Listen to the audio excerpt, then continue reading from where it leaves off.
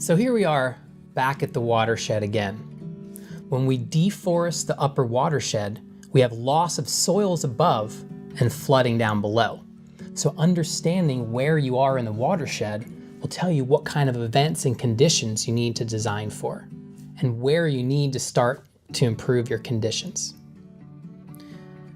In much of the temperate world, there's this amazing creature who performs the function of watershed engineer, and that's the beaver.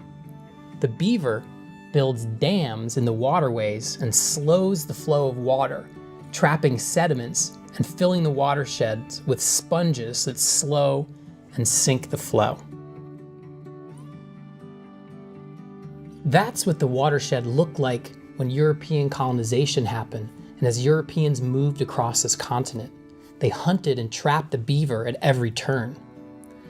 There were so many beaver in every valley across this continent that their pelts were actually used as currency.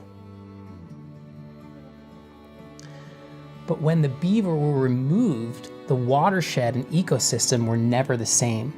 The speed at which the water flows through the watershed is accelerated, and the land is more dehydrated because of it.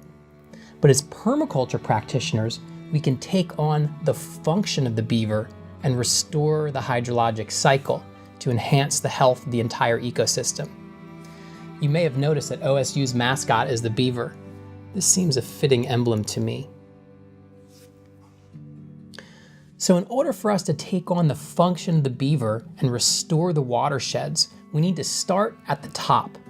When we slow water at the top and work our way down, then we slow water at each step along the way and rehydrate the landscape.